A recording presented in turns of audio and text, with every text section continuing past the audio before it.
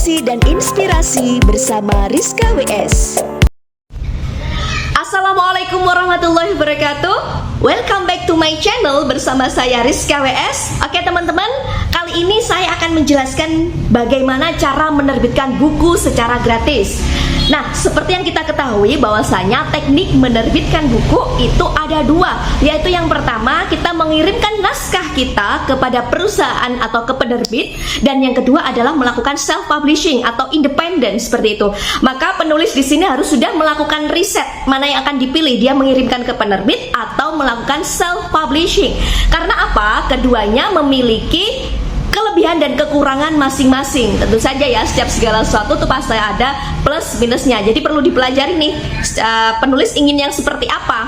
Kalau penulis ingin secara gratis, otomatis penulis akan mengirimkan naskah, melamarkan naskahnya ke sebuah penerbitan, dan dia harus yakin bahwa naskah tersebut sudah sesuai dengan penerbit tersebut. Jangan sampai naskahnya horor tapi dikirimkan ke sebuah penerbit yang hanya menerbitkan buku-buku agama seperti itu. Jadi teman-teman perlu riset ke beberapa toko buku dan melihat, oh ternyata genre seperti ini, buku-buku yang temanya romance itu penerbit ini nih. Jadi nanti teman-teman bisa mencari atau searching tentang penerbit tersebut, dan usahakan saat mengirimkan naskah sudah sesuai dengan aturan atau kriteria yang diberikan oleh penerbit tersebut. Jangan sampai kita melanggar ya, karena kita kan melamarkan naskah kita ke penerbit tersebut supaya apa? Supaya diterima.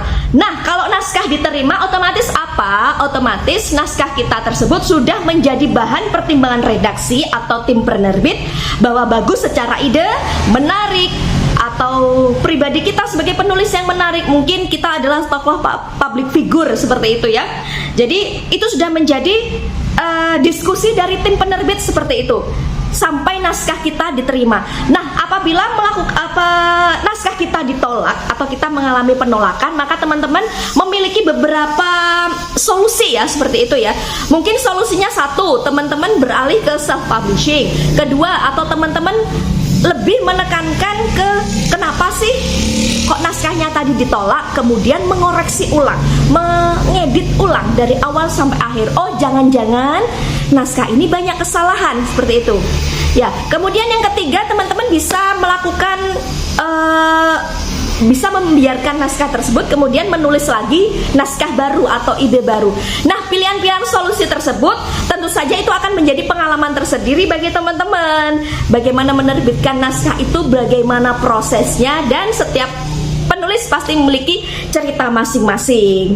Oke teman-teman, kalau kita mengirimkan naskah ke sebuah perusahaan penerbit dan naskah itu diterima, otomatis penulis tidak akan dipungut biaya dong, karena justru kita yang akan menerima royalti.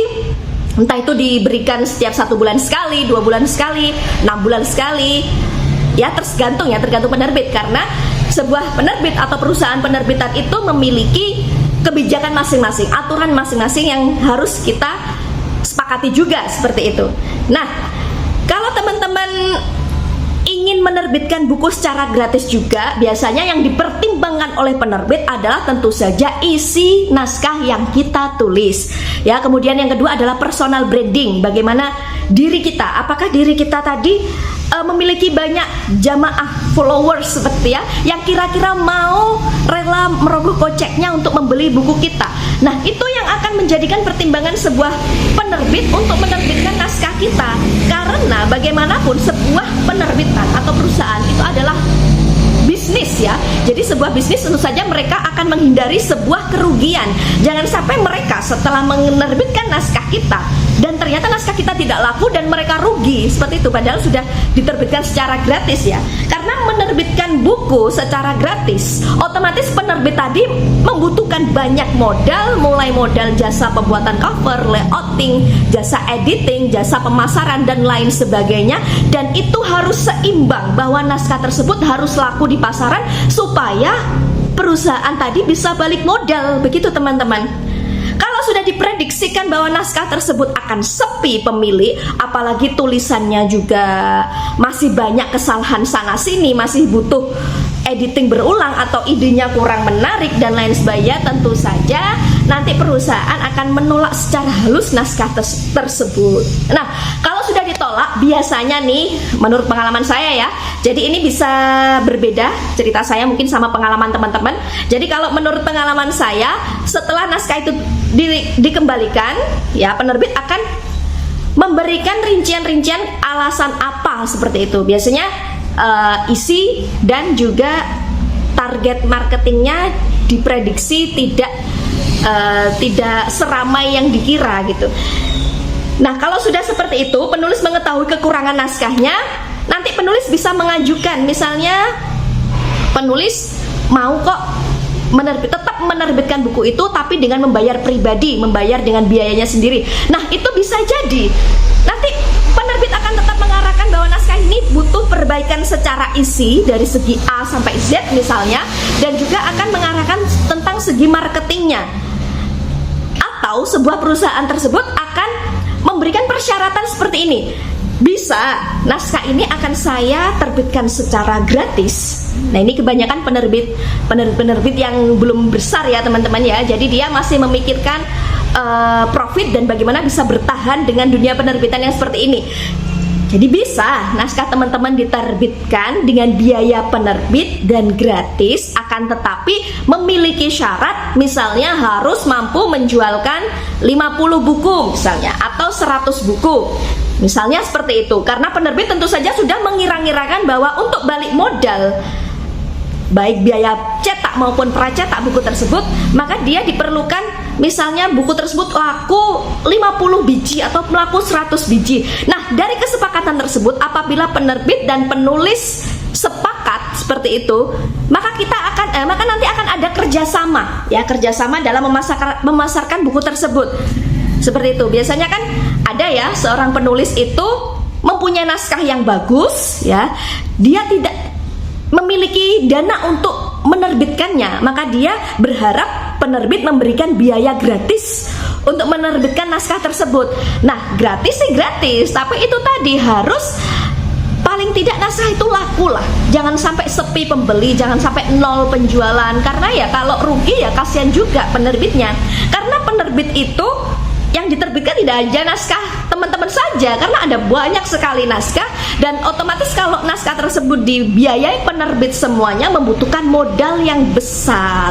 Nah, kalau penerbit yang sudah besar nih, ini kan modalnya juga sudah besar, mereka juga sudah maju, mereka juga sudah sudah jangkauannya luas, otomatis ya tidak seperti penerbit-penerbit yang masih merintis lah, yang masih kecil. Maka tersebut pertimbangannya seperti itu.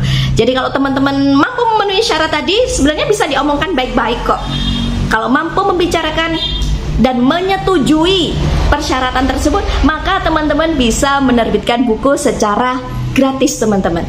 Nah, teman saya juga pernah cerita ada sebuah penerbitan buku yang keluar-keluarnya atau iklannya itu dia mau menerbitkan buku secara gratis. Jadi semua biaya di cover oleh penerbit.